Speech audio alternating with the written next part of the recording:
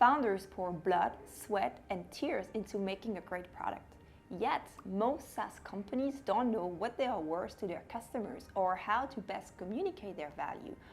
Founders relentlessly focus their efforts on driving acquisitions, getting more customers, more logos, more growth, or reducing churn, keeping customers happy.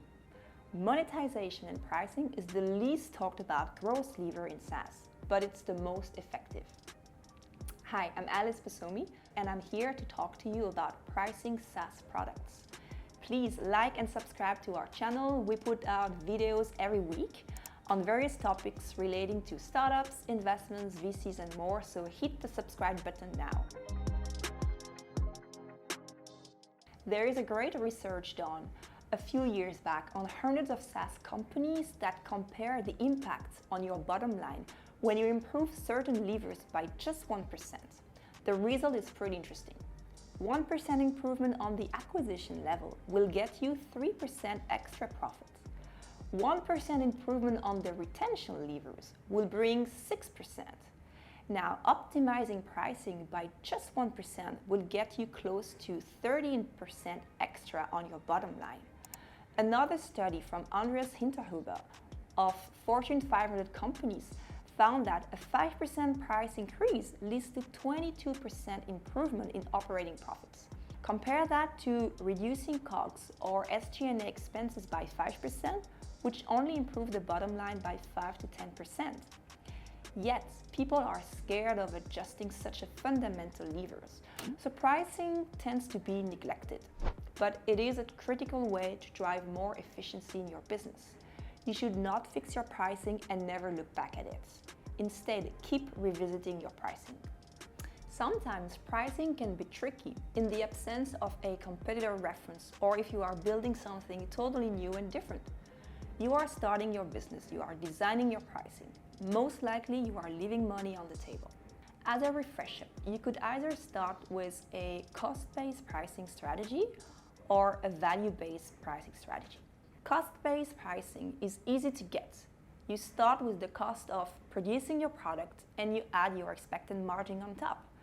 You can look at it as your incentive to sell. In that case, you don't really focus on how customers perceive your products or if they are actually consuming it. They may have an ongoing subscription, they may or may not be using it to the full extent. They may keep paying it until one day a finance controller asks about what's the actual usage, and then suddenly the churn. On the other hand, value-based pricing will focus on just that, the value your product brings to your customers.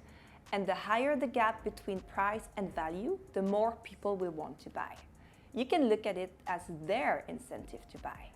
You could be charging way more. If your clients keep saying great value in your product, they will follow.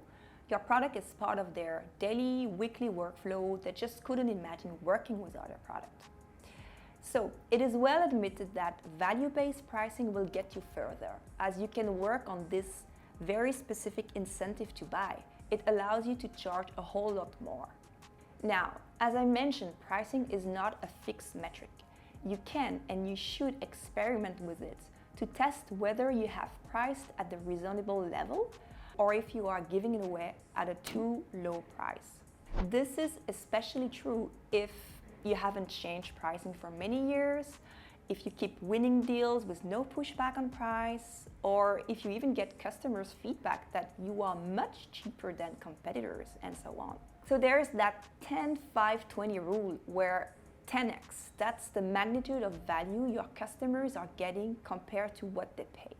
So if you charge something $10, they should get $100 in perceived value. For instance, it could be that at the end of the year, they end up saving the salary of one person.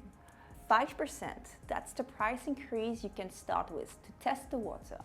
Test what is the upper limit for the pricing of your product. Your product should be able to do that if you have sustained buy-in from customers. If you keep improving the products, adding more features, a better UX, everything will be easy to justify.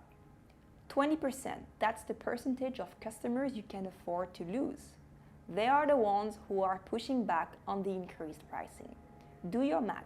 Figure out what is that exact number of customers you can afford to lose in return for having other customers happily paying for more product and a higher perceived value. Remember, here we are focusing on not giving away your product at a very low price. There will be cases where you actually want to give a product for free, so you can start charging something else on top of it. But again, that will be the perceived value of that something on top. Then there is the conversation around how you should structure the pricing. Should it be usage-based, a flat rate, seat-based, tiered pricing, freemium, free, and many more? Let us know in the comments if you would like us to cover that in the next video. So, set yourself for success. Gather people from your sales, marketing, product, finance teams. Define your customer segment and what drives value for each segment. Track data so you can keep on iterating. Thanks for watching. I hope you find this content useful. Please like and subscribe to see more of such content in the future.